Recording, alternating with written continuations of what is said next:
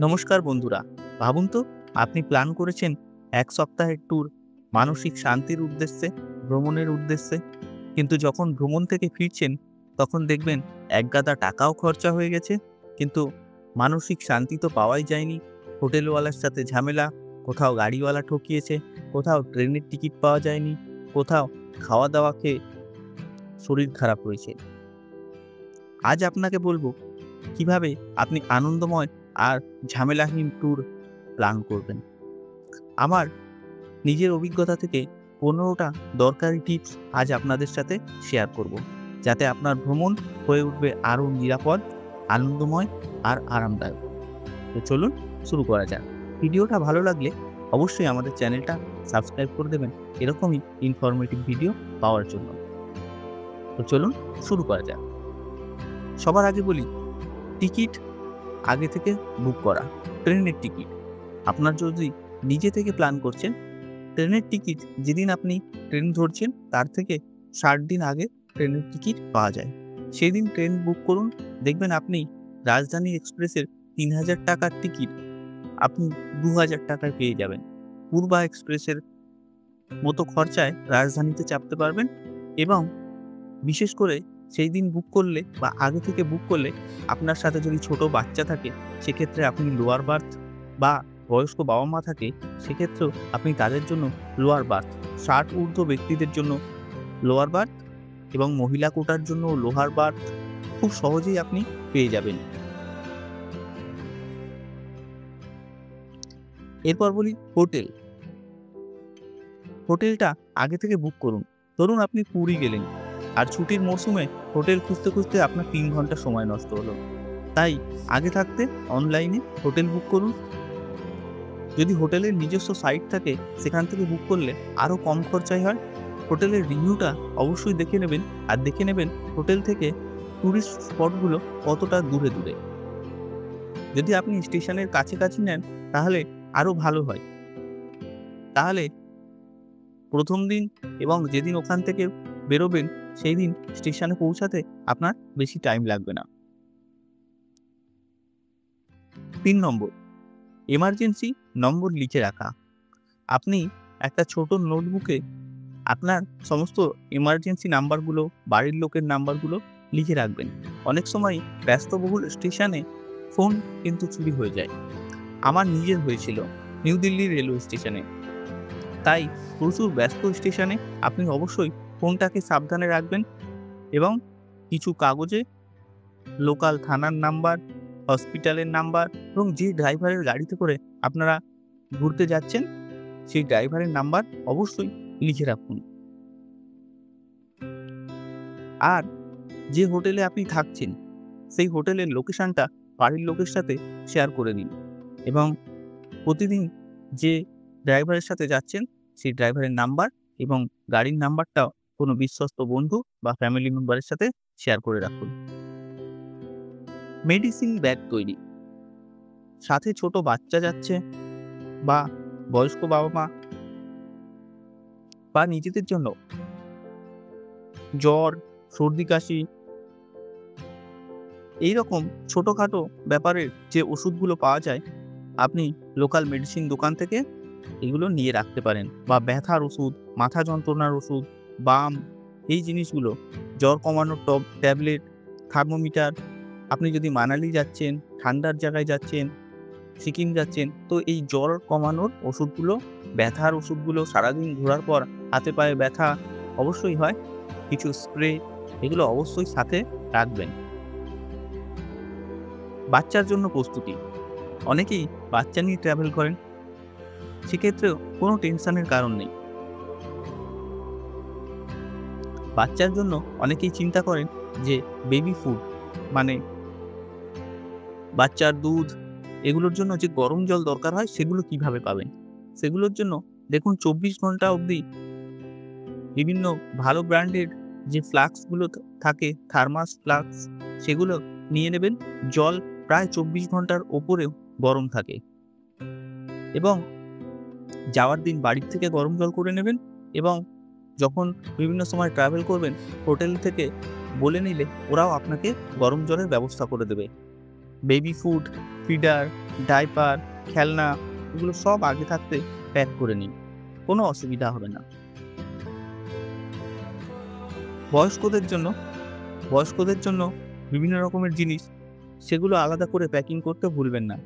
যেমন যাদের হাঁটার জন্য ছড়ি প্রয়োজন হয়, পাহাড়ে উঠতে গেলে, তাছাড়া চশমা, কমফোর্টেবল জুতো, এইগুলো বয়স্কদের জন্য নিতে কখনো ভুলবেন না। এবং বয়স্কদের খাবারগুলো, তাদের জন্য যে বিশেষ খাবার হয় সেগুলো অবশ্যই রাখবেন। এরপর আইডি প্রুফ। এখন সমস্ত জায়গায়, হোটেলে বা বিভিন্ন স্পটে আপনার আইডি কার্ড চেক হতে পারে, তাই আইডি কার্ডটা অবশ্যই নেবেন। এবার বলি প্যাকিং এর কথা। প্যাকিং আগে থেকে প্ল্যানিং করে যতটা পারবেন লাইট করা যায়। কারণ আপনি ট্রাভেলে যাচ্ছেন আর ট্রেন থেকে নেমে অনেকক্ষণ ধরে ট্রলি টানলেন, আপনি অনেকটাই আনকমফোর্টেবল ফিল করবেন, হাতে পায়ে ব্যথা হতে পারে। রোজ এরকম ট্রলি এবং ভারী ভারী ব্যাগ বইলে আপনার ঘোরার আনন্দটাই মাটি হয়ে যাবে। হোটেল পৌঁছেই আপনার আর বাইরে বেরোতে যেতে ইচ্ছা হবে না। তাই প্যাকিংটা লাইট করবেন, মানে হালকা। যতটা দরকার পড়ে ততটাই জামাকাপড় সাথে রাখুন। খাবার-দাবার। অনেকেই শুনেছি ট্রেনের খাবার, সে রাজধানী হোক আর যেখানেই হোক, ট্রেনের খাবারটা অ্যাভয়েড করাই বেশি ভালো। আপনার যদি সম্ভব হয় বাড়ি থেকে যাওয়ার দিন রান্না করে খাবার নিয়ে যান, বাড়ি থেকে খেয়ে বেরোন এবং পরের বারের জন্য রান্না করে নিয়ে যান, এবং আগামী দিনের জন্য বা ফেরার সময় বিভিন্ন সময় শুকনো খাবার, বিস্কুট, বাদাম, ড্রাই ফ্রুটস, খেজুর, ফল, এইগুলো আপনি নিয়ে যান। হালকা খাবার সাথে রাখুন। সত্যি বলছি, এটাই ক্ষেত্রে আপনার শরীর খারাপ হওয়ার সম্ভাবনা অনেকটা কমে যাবে। এরপর বলি জল নিয়ে সচেতন। অনেককেই দেখেছি খরচা বাঁচানোর জন্য বিভিন্ন জায়গায় ট্রেন থেকে নেমে দেখছি স্টেশনের জল ভরে নিচ্ছেন বোতলে। এটা কখনো করবেন না। এই ট্যাপের জল খেয়ে আমি অসুস্থ হয়ে পড়েছিলাম প্রথমবার, প্রায় আজ থেকে 10 বছর আগে। তাই পিউরিফাইড ওয়াটার, আরও ওয়াটার বা প্যাকেজড সিল্ড ওয়াটার পান করার চেষ্টা করুন। এটা আপনার একটু পয়সা খরচা হবে, কিন্তু এটা আপনাকে অনেক দিক থেকে সেভ করবে। বিভিন্ন হোটেলেও ড্রিঙ্কিং ওয়াটার থাকে, সেখানে পৌঁছেও আপনি সেখান থেকে যখন ঘুরতে বেরোচ্ছেন, তখন 1 বোতল 2 বোতল হোটেল থেকেও ফ্রিতে ভরে নিতে পারেন। এরপরে অচেনা জায়গায় যখন যাবেন কিভাবে সাবধান থাকবেন। আমরা জয়পুরে গিয়েছিলাম, তখন এক জায়গা থেকে সূর্যাস্ত দেখা যায় সন্ধ্যের পরে। কিন্তু আমরা বিকেলবেলায় যে টুরিস্ট স্পটে গেছিলাম, সেখান থেকে যখন ওই জায়গার কথা বললাম, যেহেতু আমরা দুজন ছিলাম, আমি আর আমার ওয়াইফ, ড্রাইভার দাদা মানা করলেন যে সন্ধ্যের পরে ওখানে যাচ্ছেন কিন্তু ফিরতে ফিরতে অনেকটাই রাত হয়ে যাবে, আর ওখানে একটু আজকাল মাতালদের উপদ্রব বেশি, সন্ধ্যের পরেই পার্টি চালু হয়ে যায়, তাই দুজন কাপল যাওয়া সুবিধের নয়।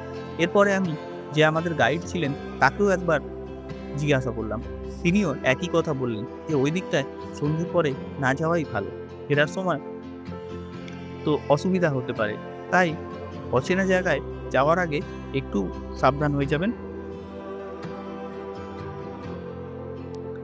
আর যতটা পারবেন ক্যাশ লিমিটেড, 5,000 10,000 অবধি ঠিক আছে, এর থেকে বেশি ক্যাশ ইউজ করবেন না। বাকিটা ইউপিআই এখন সব জায়গায় চালু হয়ে গেছে, তাই ইউপিআইটাই ব্যবহার করবেন। এরপর বলি আবহাওয়া অনুযায়ী প্রস্তুতি। আগে থাকতে আপনি যে টুরিস্ট স্পটে যাচ্ছেন, যাওয়ার আগেও এবং যখন প্ল্যান করছেন তখনও গুগলে সার্চ করে নেবেন সেই সময় ওখানকার ওয়েদার কেমন থাকে।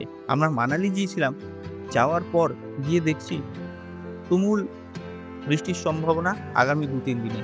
কোনো রকমে আমরা ভগবানের নাম করে ট্যুর শেষ করে নির্দ্বিধায় বাড়ি ফিরেছি, আর তারপর থেকেই ওখানে খুব কঠিন পরিস্থিতির সৃষ্টি হয়েছে, স্নোফল, বন্যা, এইসব। তাই আগে থাকতে ওয়েদার চেক করে নেবেন, যাওয়ার দিনও চেক করে নেবেন। স্মার্টফোনে দরকারি অ্যাপস। অনেক সময় অ্যাপস ডাউনলোড করা ওখানে ঘুরতে গিয়ে পসিবল হয় না। তা আগে থেকে অ্যাপসগুলো ডাউনলোড করবেন, যেমন Google ম্যাপ, তাতে আপনি আশেপাশের লোকেশনগুলো দেখে নেবেন। ট্রেনের অ্যাপ, ফ্লাইটের অ্যাপ, এইসবগুলো করে নেবেন। আর ট্রাভেলের জন্য ওখানে গিয়ে ওলা, উবের এগুলো ইউজ করবেন। এগুলো ভালোই, যদি ওখানে এগুলো অ্যাভেলেবেল থাকে। লাস্ট একটা কথা, আমাদের সকলের পক্ষে ট্রাভেল ইন্স্যুরেন্স নেওয়া সম্ভব হয় না।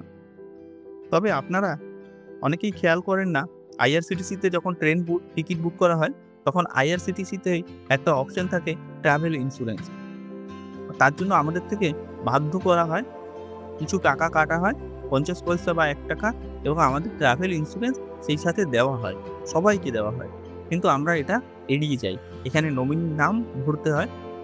তো আলাদা করে ট্রাভেল ইন্স্যুরেন্স না থাকুক, কিন্তু এই জিনিসটা সবাই যদি করে রাখেন, আমি চাই না কারো কোনো রকম মিসহ্যাপেনিং হোক।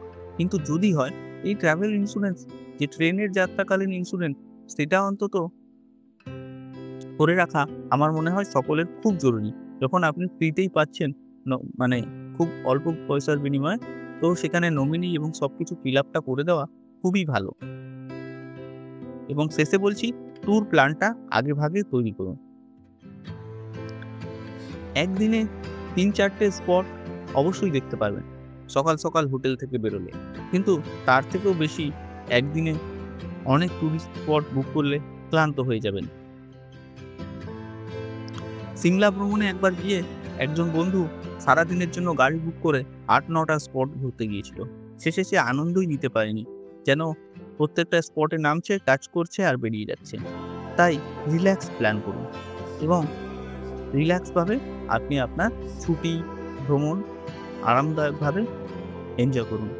তো বন্ধুরা, এটাই ছিল আমাদের টিপস। এগুলো মানলে আপনার ভ্রমণ সত্যিই খুব সেফ হবে। এরপরেও যদি আমি কিছু মিস করেছি, আপনারা যারা অভিজ্ঞ আছেন অবশ্যই কমেন্টে শেয়ার করবেন। ভিডিওটা ভালো লাগলে অবশ্যই চ্যানেলটা সাবস্ক্রাইব করবেন। দেখা হচ্ছে কোনো নতুন ভিডিওয়ে, এবং